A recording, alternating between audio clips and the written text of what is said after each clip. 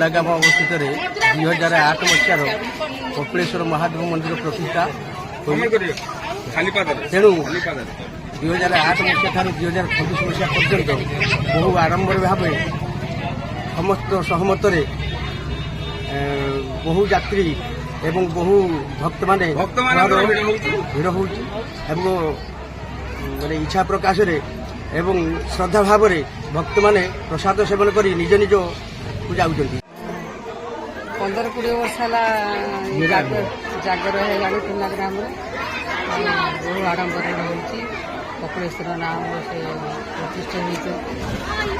ବହୁତ ଲୋକ ବି ଏଠି ସମାଗମ ହୁଅନ୍ତି ଆଉ କଳସ ଲୋକ ଆଣନ୍ତି, ପୂଜା କରନ୍ତି, ହୋମ ଯଜ୍ଞ ହୁଏ।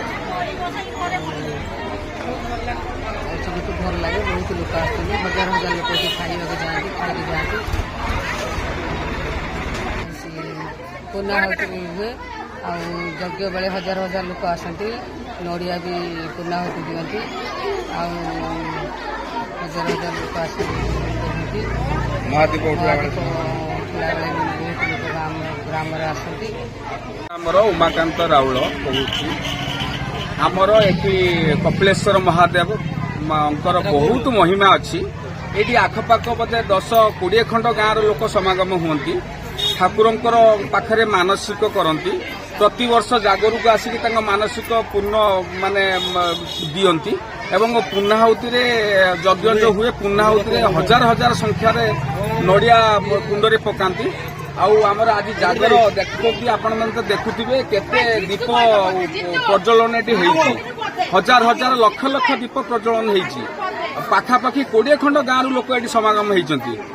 ମାନେ ଯଦି ଠାକୁରଙ୍କର ମହିମା ନଥାନ୍ତା ତାହେଲେ ଏତେ ଲୋକ ସମାଗମ କେବେ ହୁଅନ୍ତି ନାହିଁ। ସନ୍ଧ୍ୟାବେଳେ ଆମର ଭଜନ ସମାରୋହର କାର୍ଯ୍ୟକ୍ରମ ରହିଛି।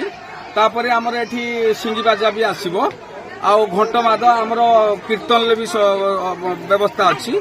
ସବୁ ପ୍ରକାର ବ୍ୟବସ୍ଥା ଅଛି। ଦୀପ 10ଟା ବେଳେ ଆମର ଏଠି ଉଠିବ। ଓಂ ନମ ଶିବାୟ। ମୁଁ ହେଉଛି ତୁଣ୍ଡା ଗ୍ରାମବାସୀ ମାନେ ଗାଁର ଗ୍ରାମବାସୀ। ବର୍ତ୍ତମାନ ଆମର ଯେଉଁ ତୁଣ୍ଡା ଯେଉଁ ଛକରେ କପିଳେଶ୍ୱର ମନ୍ଦିରରେ ପୁରା ସମାଗମରେ ପ୍ରଭୁଙ୍କ ପର୍ବ ଚାଲିଛି।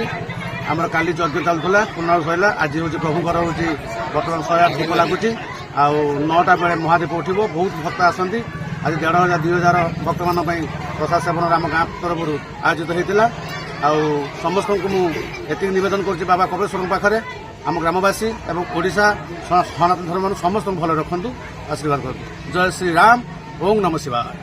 ତେଣୁ ଆପଣମାନଙ୍କୁ ନିବେଦନ କରାହେଉଛି ଏଠି ଆସିକି ଆପଣ ସପରିବେଶ ସହିତ ଶିବଙ୍କୁ ଆପଣ ଗୁହାରି ଜଣାଇଲେ ଏଠି ଆପଣଙ୍କର ମନସ୍କାମନା ପୂର୍ଣ୍ଣ ହେବ। ଜୟ ଶ୍ରୀରାମ, ଜୟ କପିଳେଶ୍ୱରାୟ ନମଃ।